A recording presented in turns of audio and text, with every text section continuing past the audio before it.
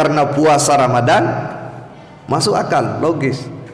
Tapi bagaimana mungkin dengan puasa yang kita lakukan sebulan Allah juga mengampuni dosa-dosa yang akan datang? Itu membuat kita berpikir, bertanya bagaimana caranya itu.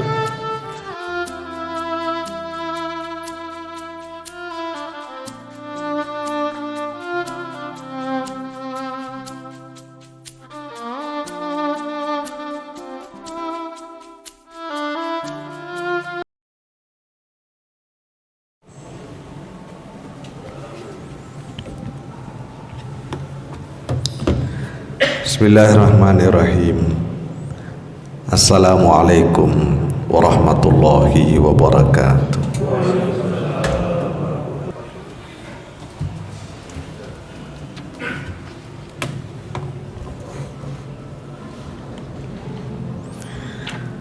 Alhamdulillahi rabbil alamin.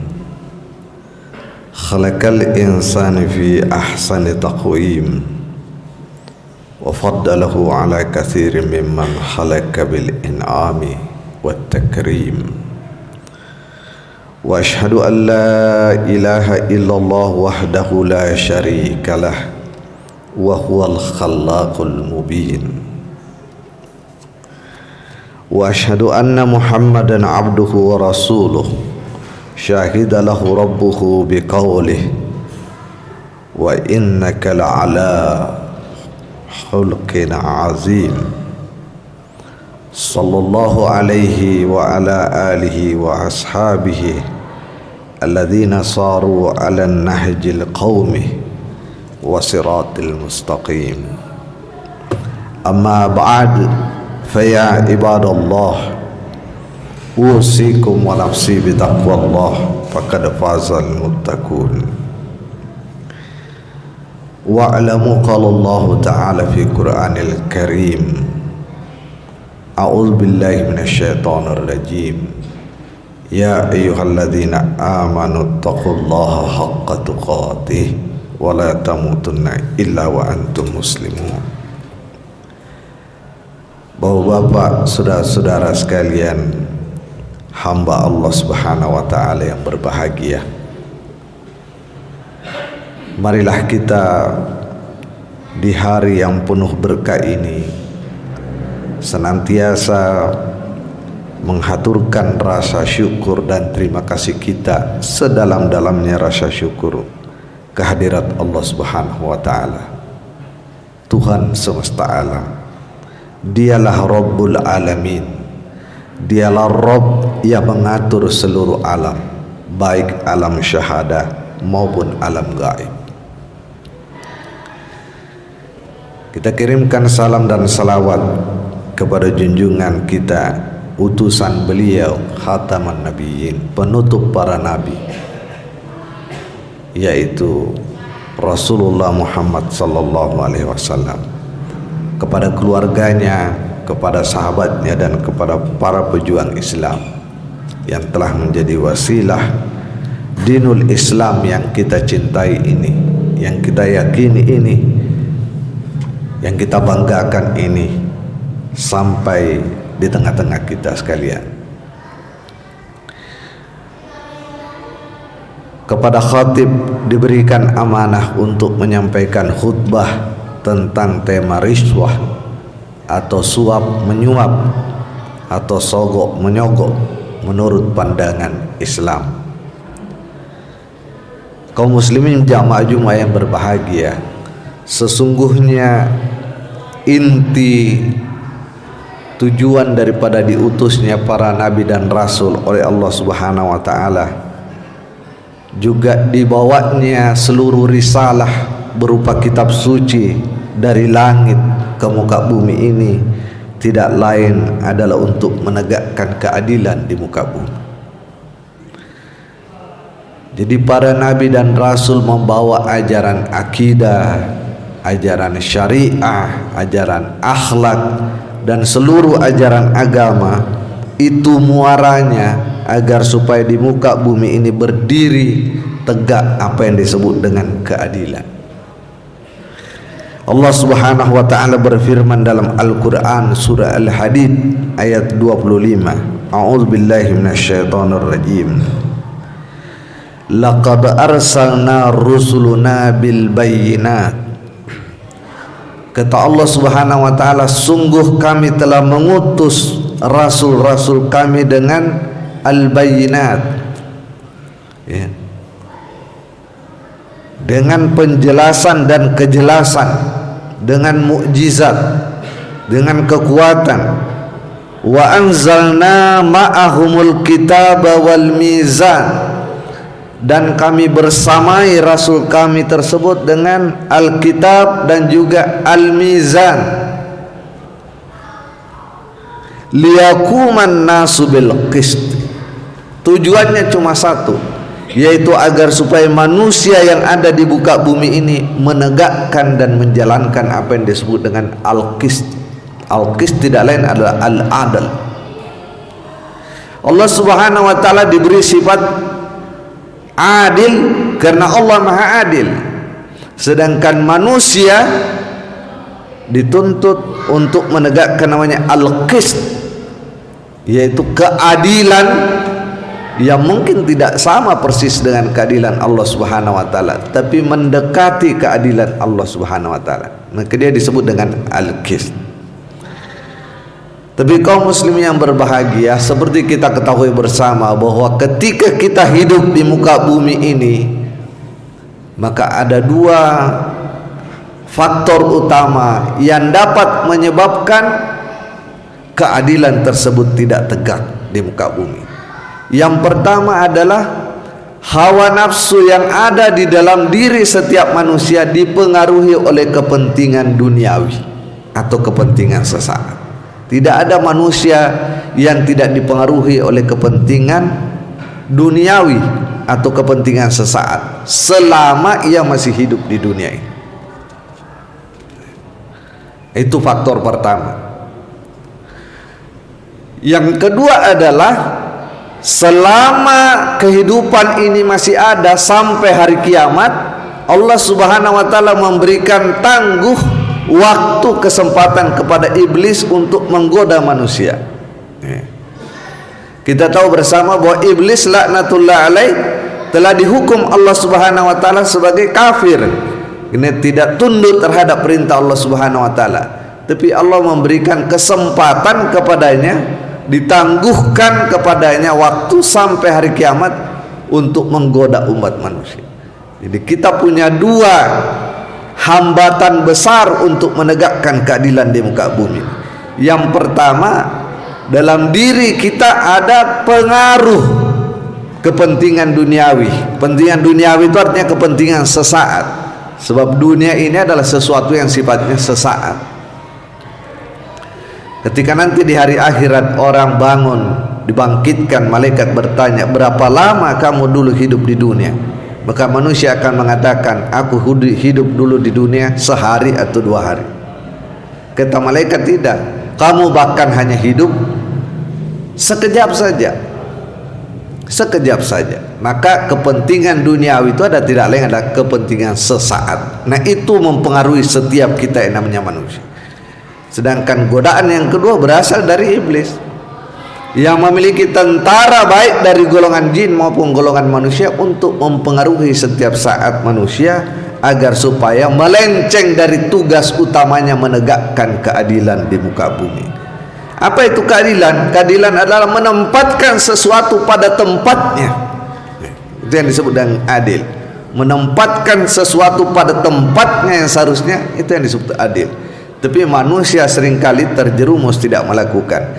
Salah satu hal yang menyebabkan manusia tidak berlaku adil adalah perbuatan yang disebut riswah atau suap menyuap atau sogok menyogok. Di dalam kitab Lisanul Arabi, riswah atau suap ini diartikan sebagai segala jenis pemberian dari seseorang kepada orang yang lain dengan tujuan tertentu. Ya. Jadi di situ ada dua hal, ada pemberian dan ada tujuan tertentu yang diharapkan. Nah, tujuan tertentu itu apa? Nah, itu kitab Lisanul Arabi mengatakan, dia disebut riswah atau suap kalau keuntungan atau harapan yang dia inginkan itu yang pertama adalah ibtalul haq, membatalkan yang hak. Jadi dia memberi sesuatu dengan harapan kebenaran dibatalkan, al-haq dikalahkan oleh kebatilan. Jadi dia memberikan sesuatu kepada pihak berwenang tentu yang bisa mengubah yang hak menjadi yang batil. Dia disebut dengan riswah. Yang kedua adalah apabila yang diharapkan itu ihqaqul batil, memenangkan yang batil. Dia memberikan sesuatu supaya yang batil atau yang salah dimenangkan. Dia disebut dengan riswah atau suap atau sogok. Yang ketiga adalah dia memberikan dengan harapan mendapatkan al-mahsubiyah bighairi haq, agar supaya orang, publik, atau hukum berpihak kepada yang tidak berhak, kepada yang tidak berhak. Jadi yang tidak berhak yang dimenangkan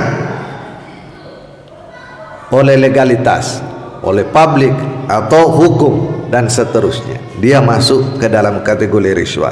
Dan yang terakhir, dia masuk kategori riswah atau suap apabila dia memberi dengan harapan mendapatkan al-husul ala al-manafi, yakni mendapatkan manfaat, keuntungan yang bukan haknya yang sebenarnya. Itulah sebabnya Allah Subhanahu wa taala berfirman dalam Al-Qur'an, wala ta'kulu amwalakum bil batil, janganlah kalian memakan harta di antara kalian dengan cara yang batil. Wa tudulu biha ilal hukam litakulu fariqam min amwalin nas bil ithmi wa antum ta'lamun. Dan kalian menyogok para hakim agar supaya kalian bisa memakan sebagian harta orang lain dengan cara yang batil. Wa antum ta'lamun, padahal kalian tahu bahwa itu adalah cara yang batil. Nah, ini diharamkan oleh Allah Subhanahu wa taala. Dimulai dengan kata wala ta'kulu, jangan, kata Allah, kamu lakukan itu. Jangan kamu sogok al-hukam, para hakim, agar supaya kalian memakan harta-harta sebagian orang lain dengan cara yang salah, dengan cara yang berdosa. Wa antum ta'lamun, padahal kalian tahu bahwa itu adalah cara yang salah. Itulah yang dimaksud dengan sogok atau riswah. Makanya Rasulullah sallallahu alaihi wasallam melaknat baik yang menyogok maupun yang disogok, baik yang menyuap maupun yang disuap.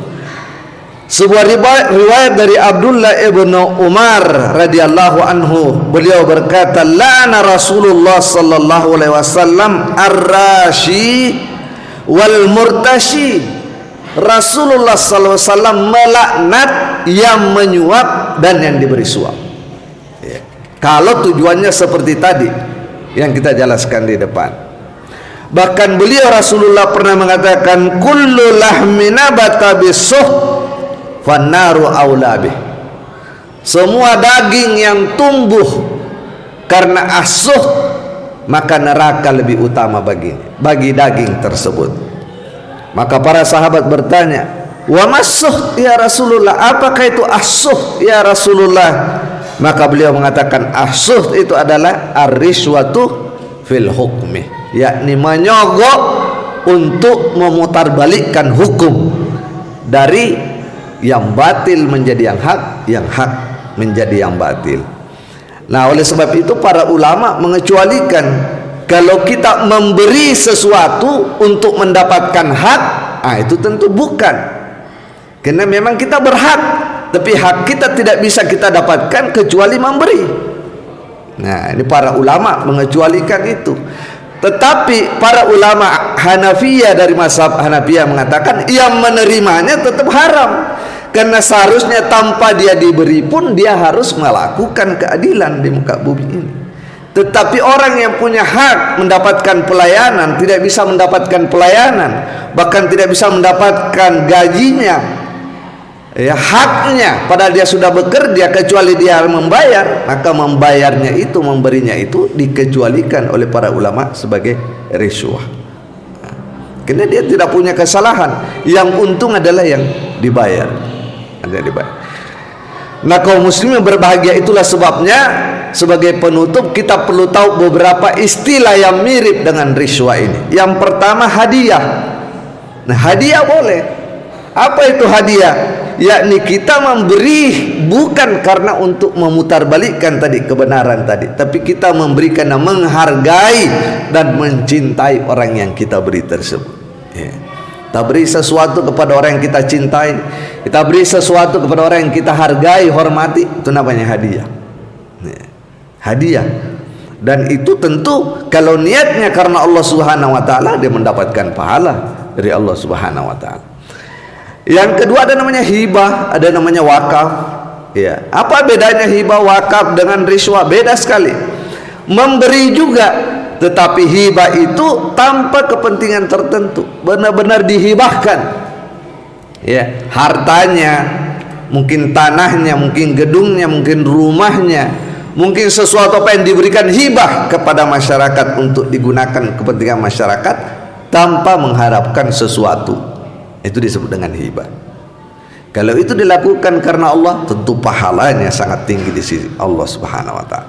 Dan yang ketiga tentu disebut dengan sedekah yang biasa kita lakukan. Kita sedekah ke masjid, kita senyum kepada orang bukan karena kita menginginkan sesuatu yang bertentangan dengan kebenaran, itu sedekah. Kita memberikan nafkah kepada keluarga kita, itu juga sedekah.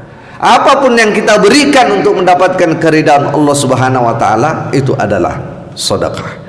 Yang mudah-mudahan kita semua yang ada di tempat ini, kaum muslimin yang berbahagia, bisa dijaga oleh Allah Subhanahu wa taala agar kita tidak terjerumus kepada perbuatan-perbuatan yang memang diharamkan oleh Allah Subhanahu wa taala. Karena hal-hal yang diharamkan Allah Subhanahu wa taala sebenarnya tujuannya bukan untuk memberatkan kita, tapi tujuannya untuk membersihkan kita dan menegakkan keadilan di tengah-tengah masyarakat kita. Kita bisa bayangkan negara ini, bahkan dunia ini ke depan, kalau yang subur adalah suap menyuap, maka kita tidak akan melihat ketentraman dan kesejahteraan umat manusia. Meskipun pembangunan fisik mungkin di dunia ini kelihatan maju, tapi kalau suap menyuap, sogok menyogok ini dilakukan terus-menerus, maka penjajahan di muka bumi ini akan terus-menerus terjadi. Karena suap itu pada dasarnya adalah menjajah pihak tertentu. Jadi yang menyuap ini pasti akan menyebabkan ada pihak lain yang terjajah, tersakiti, hak-haknya terambil, dan seterusnya. Nah, kita berlindung kepada Allah Subhanahu wa taala dari hal-hal tersebut. Barakallahu li wa lakum fil Qur'anil Karim wa nafa'ani wa iyyakum bima fihi minal ayati wa dzikril hakim. Innahu huwal ghafurur rahim.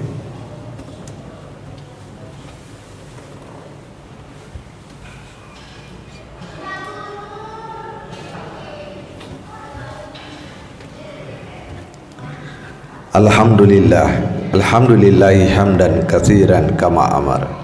Asyhadu an la ilaha illallah wahdahu la syarikalah wa asyhadu anna Muhammadan abduhu wa rasuluh la nabiyya ba'da. Kaum muslimin jamaah Jumat yang berbahagia, kita baru saja menyelesaikan ibadah bulan suci Ramadan. Rasulullah sallallahu alaihi wasallam bersabda, "Man shoma ramadana imanan wahtisaban ghufira lahu ma taqaddama min dzambi." Siapa yang berpuasa di bulan suci Ramadan dengan iman dan penuh dengan perhitungan, kehati-hatian, ghufira lahu ma taqaddama min dzambi, maka diampuni dosa-dosanya yang sudah lalu. Dalam riwayat yang lain dikatakan wa ma ta'akhkhar, juga dosa-dosanya yang akan datang. Tentu kita bertanya, kalau Allah mengampuni dosa kita yang sudah lalu karena puasa Ramadan, masuk akal, logis. Tapi bagaimana mungkin dengan puasa yang kita lakukan sebulan Allah juga mengampuni dosa-dosa yang akan datang? Itu membuat kita berpikir, bertanya, bagaimana caranya itu? Ingatlah kita bahwa tujuan puasa itu adalah pengendalian diri, takwa. Kalau orang dengan puasa Ramadan sudah bisa mengendalikan dirinya, maka niscaya ke depan peluangnya untuk berbuat dosa, melanggar perintah Allah tentu lebih kecil. Itulah maknanya.